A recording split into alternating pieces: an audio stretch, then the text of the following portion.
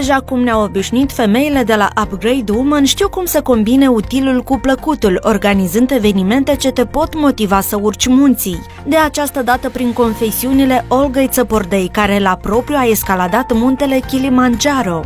Ne-a inspirat și am zis că trebuie să ne împărtășim povestea ei și să povestim și membrilor noastre cum e să ajungi să vezi lumea de acolo de sus. Și a fost foarte deschisă și vreau să zic că Olga de fapt ne motivează pe noi într-adevăr prin ceea ce face ea zi de zi și eu cred că ea a văzut potențialul în noi, femeile, cele care de fapt o înțeleg cel mai bine. Când am văzut că ea s-a hotărât să escaladeze acest munte, mi-am dat seama că niciun dubiu că este o femeie foarte puternică și are multe de spus femeilor din Moldova. Conversații între noi și Olga, unde o să punem întrebări, unde ea o să povestească cum a fost, o să ne povestească despre barierele care le-a avut, pentru că sunt momente care le-a depășit acolo.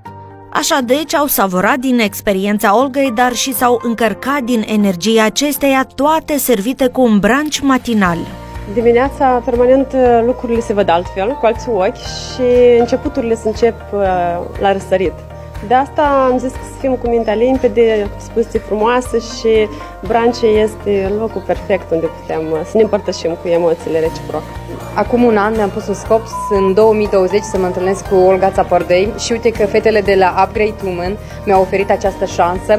Când am văzut anunțul că ne întâlnim cu Olga Țăpordei, imediat am spus că eu trebuie să fiu la acest eveniment. Chiar a venit și mai devreme ca să o cunosc pe Olga, să-i absorb toată energia ei.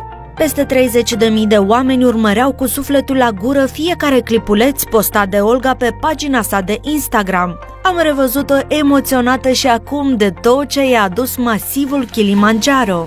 Sunt fericită, împlinită și extrem de energizată. Dar n-ai cum, știi? Deci, uite, eu zic și îmi trec fiori pentru că astfel de emoții, adică când tu vrei să le întipărești și să le revezi ulterior și atunci eu nu neapărat că postam tot în minuta asta sau în secunda asta, nu făceam asta, pentru că erau zone în care nu era internet deloc, dar era o chestie de vrei să întipărești, vrei să poți să transmiți și să arăți, vrei să împărtăști. Acum toți urmăritorii ei reușesc să se inspire și nu neapărat pentru a escalada munții, dar pentru a scăpa de limite. Proiectul Unlimited de Țăpordei, de fapt, e vorba de limite în orice. Deci să fii mai bună acasă cu soțul tău, să fii mai bună la serviciu, să fii mai bună... Deci oriunde ești, acolo să fii mai bună și să aduci nota asta de bunătate, de bunăstare, de armonie. Despre ceea ce vorbește din umbră escaladarea unui munte este, de fapt, autodepășirea și că o femeie, de fapt, poate să reușească doar dacă se decide. Am și eu pentru 2021 careva planuri, nu să cuceresc munți pentru că mai am de muncit la acest capitol, dar să cuceresc alte tărâmuri la fel de interesante. Te adaptezi la loc, la spațiu, la oamenii cu care ești și savurezi din ceea ce ai. Eu sunt un om care savurează din toate micile detalii și eu întotdeauna am susținut că fericirea este un cât măruntel. Sperăm că v-am inspirat și pe voi să vă doboriți limitele și să fiți cea mai bună versiune a voastră.